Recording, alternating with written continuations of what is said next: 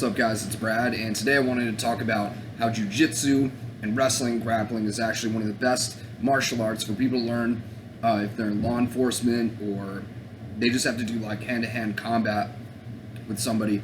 It's way better to know how to use submissions than it is to hit somebody, because basically what jiu-jitsu and submission wrestling is all about is getting your opponent, if you're talking about in a sport context, to basically tap out because you're putting so much pressure on a joint.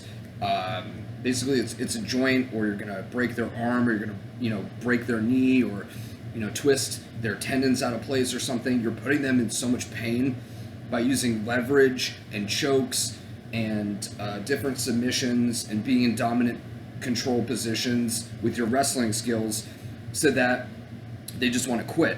When you put somebody in enough physical pain, they're going to just give up.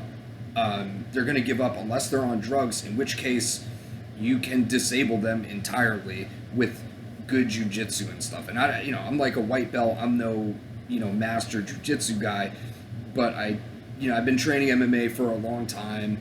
Been doing wrestling and jiu-jitsu. I know different submissions. I know different dirty boxing and dirty wrestling tricks that really would hurt people in a match or in a fight that people have no fucking idea about, because if you don't train it, you don't really know. I mean, for instance, in wrestling, a big thing that wrestlers do is they'll use the chin and they'll grab their opponent's chin and they'll twist it, and then they'll put their hand up underneath the nose. If you put two fingers, even just one finger under somebody's nose and lift up, it fucking hurts. You will get somebody to comply with you with something as simple as just putting your hand underneath their nose and lifting up.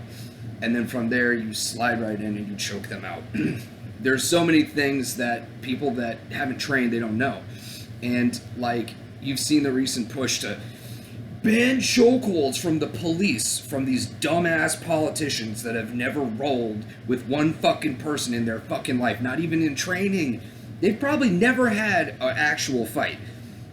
Because obviously, I mean, anybody that's been in a fight, it's violent, it's scary, it's unpredictable, and you get hurt, and then everything changes, and you don't know what's going on. So the better situation for like a police officer, or if you had to restrain somebody, or you were just using hands, hand-to-hand combat situation, the better situation is not to hit them if you're not trying to like really hurt them. Because when you hit somebody with boxing or kicks or elbows or headbutts or knees, or you hit them with an object, that is gonna, you don't know what that's gonna do to that person. There's a chance that you could kill that person. And that's a very real thing. People think like, oh, it's just like a movie. I'm just gonna hit him and then he's just gonna, he's gonna go down and go to sleep and it's gonna be fine. No. If you hit somebody, there's a chance that they could fall and hit their head on the concrete and die.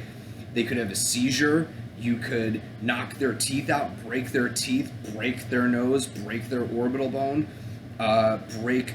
you kick somebody, you probably will break your hand, you'll break your shin, and it's gonna fuck with your whole life. A far better way, and this is why jiu-jitsu is such a popular training method, fighting skill to have, is because if you get your hands on the guy, you can control him, you can check for weapons, you can pat his belt line, his ankles, you get him in, you get a dominant position, you choke him out really quick, you put him to sleep. If he's reaching for something, you could switch positions and grab, do like a collar choke with the collar of the fucking thing that he's wearing, and use that to choke the guy out. You could do that. You could drop elbows on him. If he starts reaching for something, you could dig. If he starts reaching for a knife, he pulls a knife out, dig out his eyes, and elbow the fucking thing out of his hand. You just have a lot more control, and you also have a much better chance of the whole fucking situation being not that bad. Nobody wants to actually really kill somebody or hurt them unless they're a psychopath. And, it's good to avoid the striking contest. I would think. So when they say, oh, you shouldn't use chokeholds ever. Actually, chokeholds are really fucking effective because it takes like 6 seconds for somebody to do a blood choke where they compress either side of the neck, the brachial artery and stuff. Blood gets shut off to the brain. You go to sleep in like 6 seconds. You're out. The guy's out. Like, you put him in a good chokehold, a guillotine choke, whatever. You get him even in a triangle choke with your legs in a figure 4 position, and the guy's going to go out, and there's going to be no more fighting from him. It's not like boxing where like you hit him and he's hurt, but he's so pissed that he keeps going. No, if you cut off blood circulation in the brain, the guy goes out. That's it.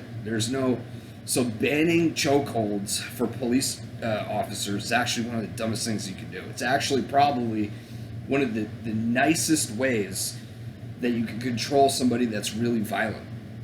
If somebody's like fucking on PCP and they're super crazy, if you just choke them out and then you cuff them, or you get them in a better position, you can search them, you're way safer than trying to box with a guy like that. There are actually plenty of videos online of crazed, drug-induced dudes that you see are in gunfights with cops, even guns. The cop will shoot him a couple times, and the guy pulls out a knife and he starts running at the cop, and he stabs the cop. He literally puts a blade of metal inside his body. That's I don't want to have that, dude. That's terrifying.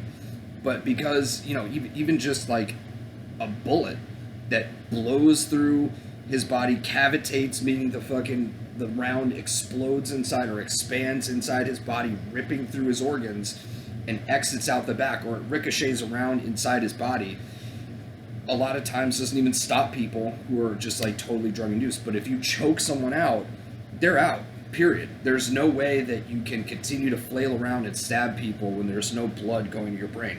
And it takes about 6 seconds. And also it's so painful. Like, some of the submissions are so painful that you'll get much better compliance with that than hitting somebody in the face. Like, for those of you who haven't boxed or done any fighting, getting hit in the face doesn't really hurt. Getting hit in the body does hurt. Getting kicked in the legs, the inside of the legs, the different nerve beds, if you get hit there, that actually does hurt quite a bit. Breaking bones when you break your nose, that hurts like a motherfucker. There are certain things that hurt, but getting hit in the head, it's just like a white light, and just you feel a little weird for a second. You might be dazed, you might get knocked out, but it doesn't really hurt. Submissions hurt like a motherfucker, dude. When somebody's doing I forgot what they call it, kimura or something like that, where they're basically taking your shoulder joint, the rotator cuff, and they're rotating your arm back unnaturally, and you just get to a point where it's gonna pull it out, and that's when you tap. But in a street fight, there are no taps, so they just keep going, and they're like, do you want to lose function of your fucking right arm right now? Because I'm gonna rip your fucking arm out if you don't. And then they're like, fuck you, man. You're just like, all right. Just push it all the way to the ground, and their arm you might literally rip their arm out, off. Like, you might actually do that if you use your foot, or you'll break the collarbone. You will snap that shit up like a fucking turkey leg. Now, it's not a good thing to do, but I'm just saying, like, people will, the pain of that very often is enough to get people to comply. If not that, then choking somebody it's not about pain. Being choked out is scary, but it's not painful. Like I said, you have basically two major arteries or veins carrying blood up to your brain on either side of your throat, and if you get a nice V and you cut it off here, and the hand, people say, oh, you can choke somebody with the hand, but the hand's easy to just kind of peel back or whatever. If you know how to choke somebody and get their chin in the crook of your elbow, and then you basically get their head behind, and you just squeeze, and you just push it, and you just tighten it, and get it tighter and tighter, they just go right to sleep. And you can use stuff like, you could use the collar, use the collar, wrap it around. Just, man, it sucks. You just start to go lightheaded, and there's just no way to get out of it. There's no way that you can't think. I mean, it's just like, oh my god, you just go straight to sleep unless you tap.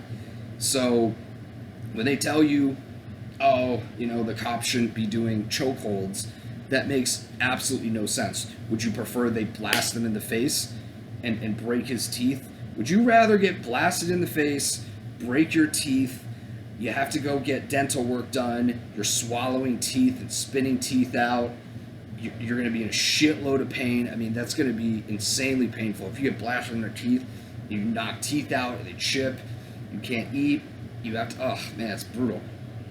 It's a lot of pain.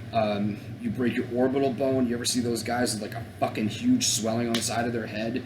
Or if you're standing and you hit your head, imagine falling from 6 feet up in the air. Like, imagine falling and hitting your head, just diving onto the ground from 6 feet up in the air.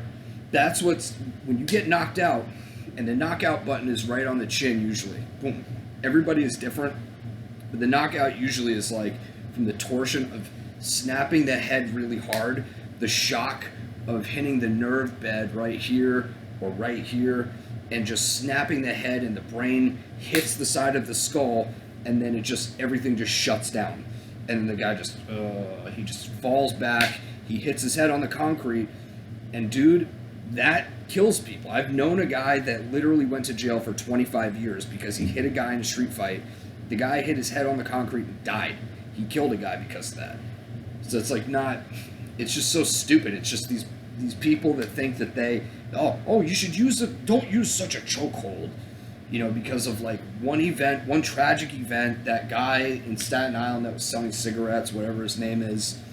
I believe he had a fucking long ass rap sheet, and I think there was some lead up to it, much like all the fucking racial hoaxes against the cops that make the cops have to do everything perfect, and then they take training away from the cops. If anything, the cops should have far more training, and if they were really good at jiu-jitsu, and a lot of cops don't even know jiu-jitsu. They don't know much about hand-to-hand stuff. I know this because I know a few of them.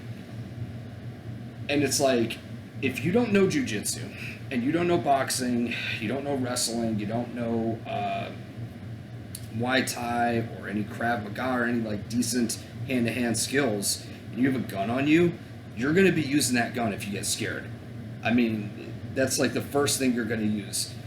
But if you have decent hand-to-hand skills and you know how to choke people out, you would rather do that than pull out your gun and end someone's life. Because like, it's just better for everybody around. So that's just a little rant I had on chokeholds and submission wrestling and stuff. I have a lot of this info, actually lesson books, lesson plans. If you guys are interested in supporting me in the channel, I greatly appreciate it. Also check out my blog, bradholiday.com. Remember to stay in touch because they're probably going to censor me for this highly racist content that you're hearing right now about chokeholds. So you never know. That's why I'm building the site back up. I have articles going up every day. I just like to make a video each and every day, at least one, to just, stay in touch with you guys and keep giving you some content. Hope you guys enjoy. Remember to like, share, and subscribe, and stay in contact with me on my blog, and leave your email so I can send you a weekly email as well. All right, that's about it, guys. Thanks for tuning in. Talk to you soon.